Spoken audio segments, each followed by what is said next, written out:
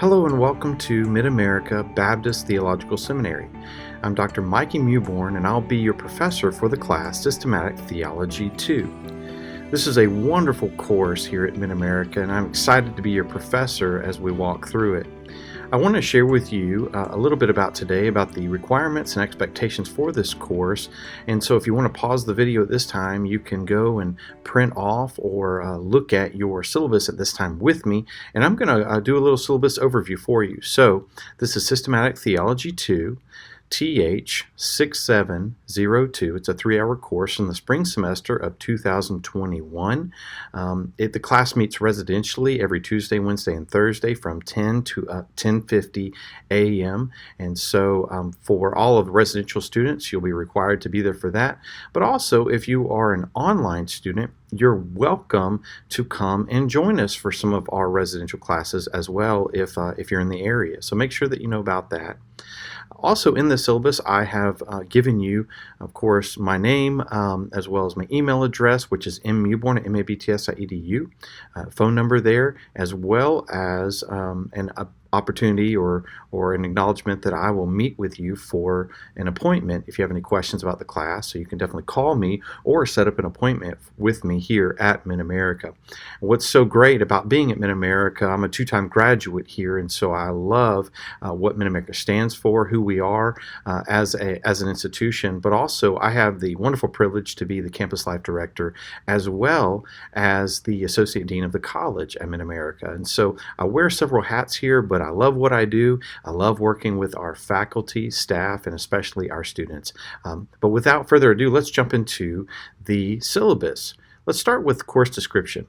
Systematic theology is the formal presentation of the Christian faith in its doctrinal expression. This course is a careful and systematic study of Christian doctrines, covering introduction to theology, revelation in Scripture, and the existence, attributes, and triune nature of God. TH 6701 is not a prerequisite for TH 6702. Now let's look at the objectives.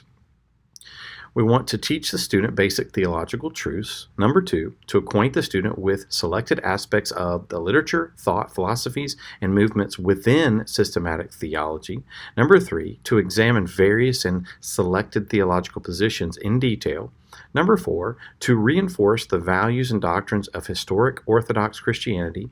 Number 5, to create appreciation for the study of theology. Number 6, to shape the attitudes of the student toward major Christian beliefs. Number 7, to prepare the student to teach others theological truths. Number 8, to offer guidance in preparing printed lesson materials for use in churches. And then number 9, to lead the student to acquire skills in assessing theological materials. This class is wonderful not only to understand what the Word of God says to us from a systematic viewpoint, because we definitely believe at Mid-America in different types of or different forms of theology, whether it's historical theology or biblical theology or systematic theology. Those can serve different purposes as we look at the text or what people have said about the text over several years. Let's look at the last 2,000 years of history. What have different people said about a certain text or a certain type of doctrine? And so we're going to look at a lot of those things as we go throughout this spring semester. Now let's look at the requirements for the course. I want to begin with a syllabus signature page. This is simply a page that you can sign and turn it back into me by January 30th. What this does, it says I have read the syllabus in its entirety. And so if you'll go ahead and fill that out and submit that to me, that would be great.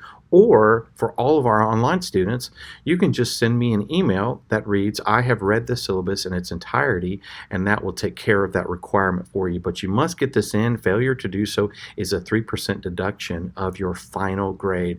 I need to know that you've read the syllabus in its entirety. The next thing is the required reading. There will be 2 books that are required for this course. They're also the same 2 books that are required for Systematic Theology 1. And so if you had that with me, you will just hang on to those books and you'll use them for this semester. And so same way, if this is your first semester for Systematic Theology, then you will use them again in Systematic Theology 1 in the fall.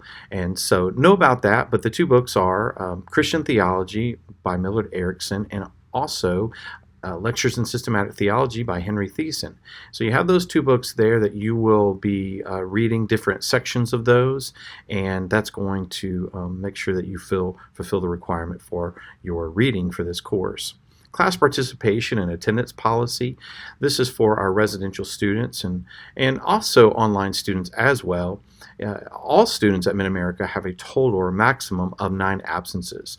So any more than 9 absences is subject to failure of our course here or courses here at Mid-America. So make sure that you do not go over 9 absences. Now you're going to love this class. You're going to enjoy it, and I don't expect to see very many absences by anyone.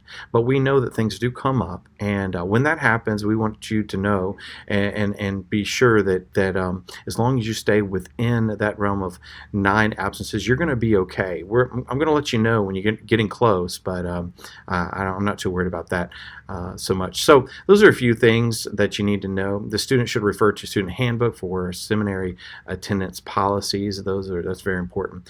Let me talk to you a little bit about exams. Each student will complete both a midterm and a final examination. The final exam will not be comprehensive, and the exam schedule will be shown in the schedule that I will show you here in just a little bit. When we talk about exams, they're going to be straightforward, true and false, multiple choice, matching, and short answer. And so there's not going to be a lot of tricks with these exams. You'll be taking the exam based on the material covered up to that point.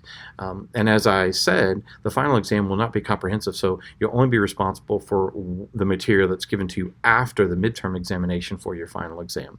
All right. You will need a proctor for your exam.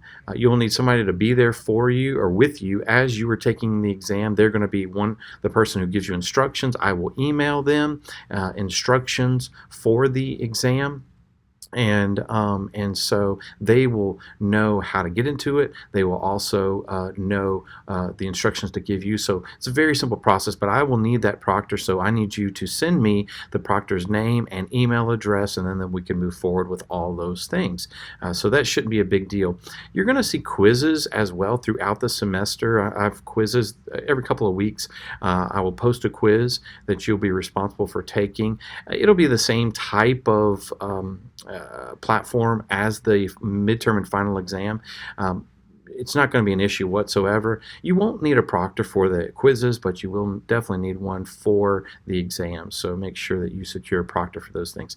Let's talk about the class project for just a moment, okay? You're going to write a 15 to 18 page paper, completed pages, double spaced, related to the topic from the class. All topics must be approved by the professor. The work will be typed and written according to Kate Turabian, a manual for writers of term papers, theses, and dissertations, 9th edition.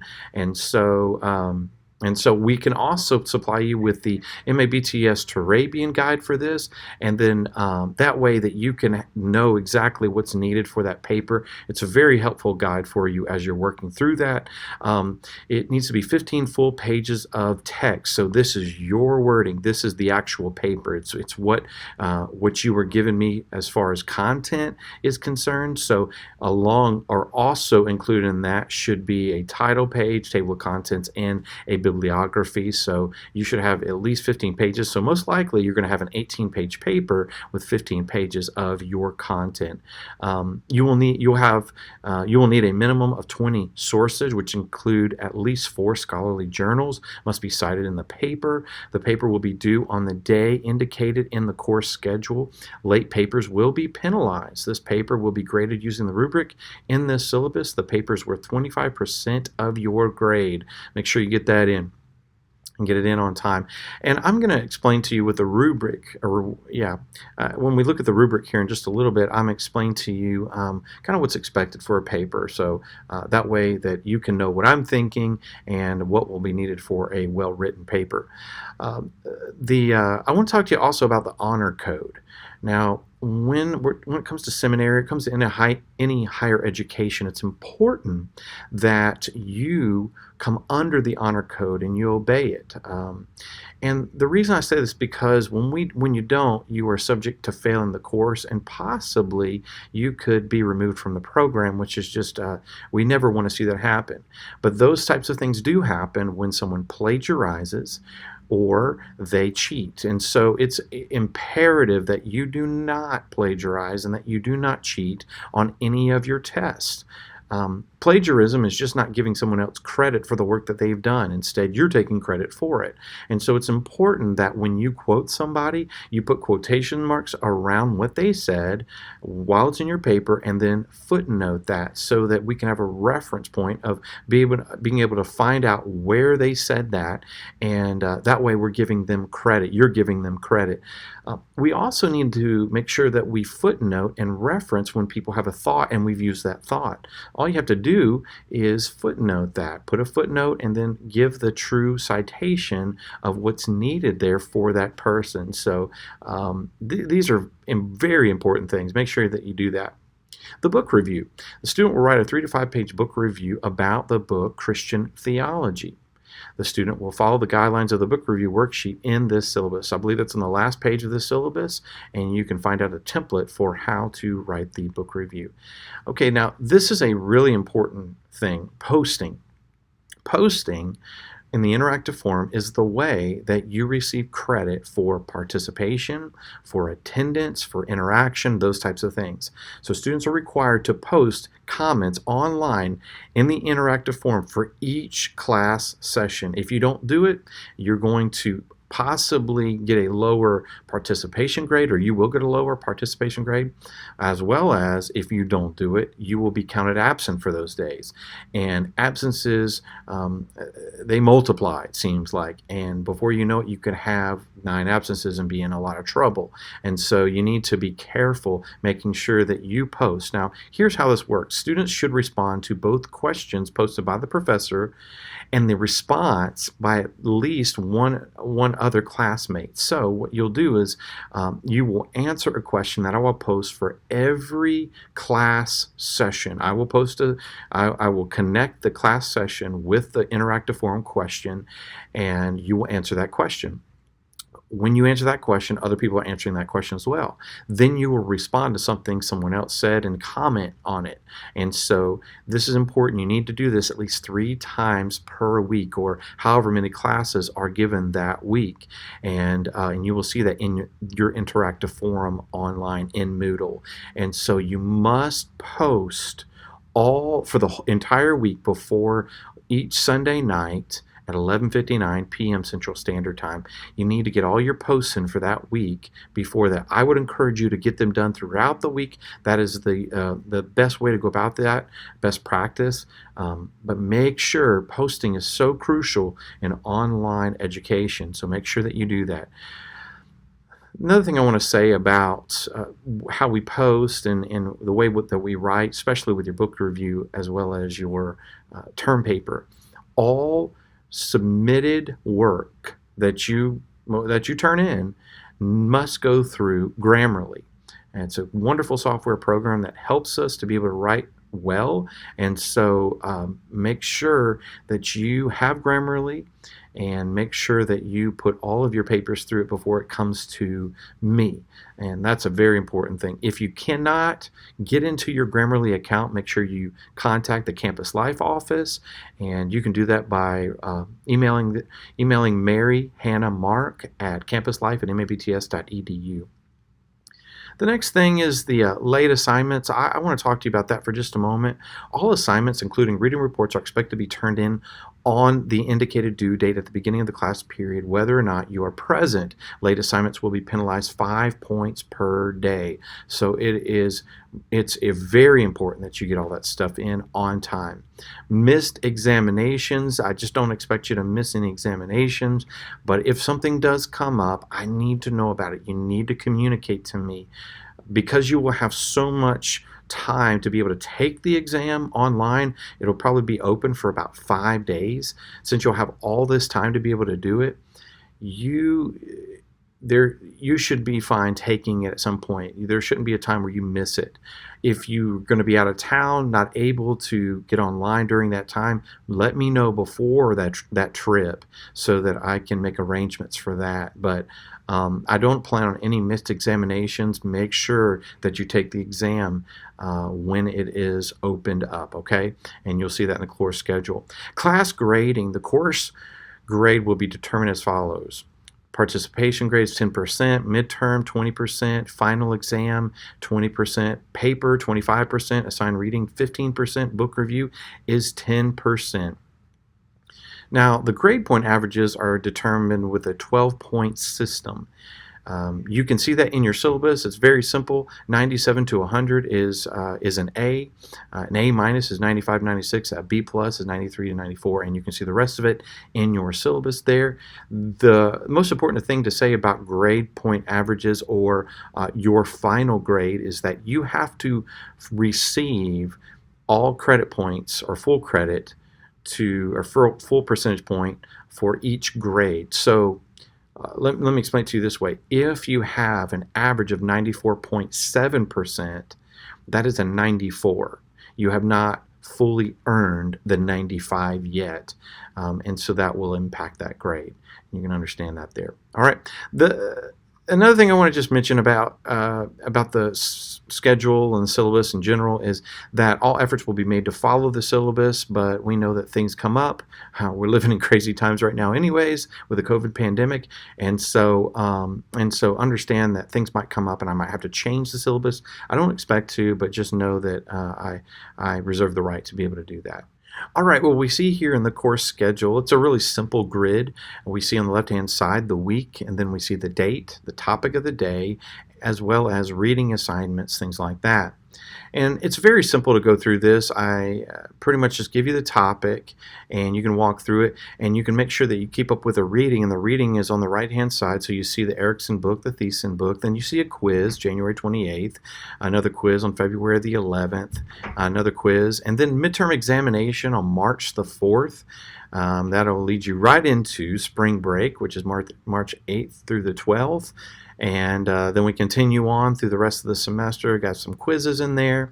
Book reviews are due on April 22nd. Term papers are due on May the 4th. May the 4th. And then you have reading reports due on May the 6th.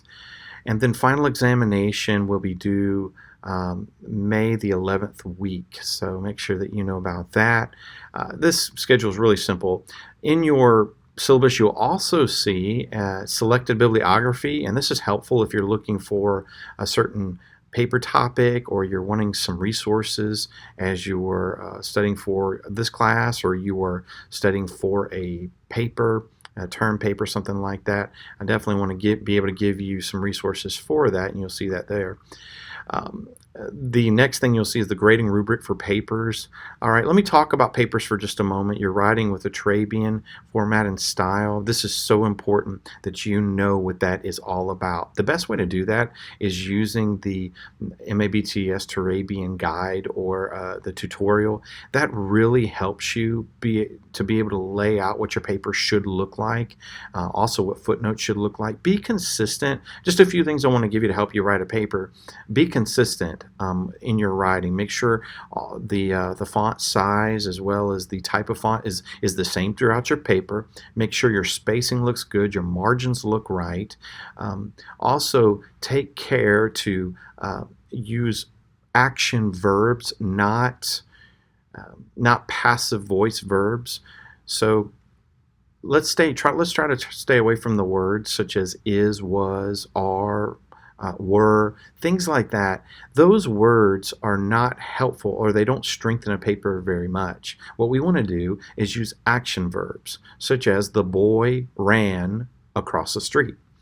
So the boy ran across the street. The word ran is an action voice verb. It's showing you what the subject or what the boy is doing, and it's important for us to use those type of words instead of saying is and was and were throughout our paper. One of the ways that I work through that when I write is to do a word search. How many is's do I have? How many was's do I have? Or were's or are's? And that helps me to eliminate those. I just kind of restructure the sentence and put an action verb in there, and it helps to strengthen my paper. So that's one way to really take care of that. Also, stay away from colloquialisms. And so that's just this idea of common language and idioms and things like that. That does not work well in professional writing. So try to stay away from those types of things, and that'll help you. That's how I'll grade your paper.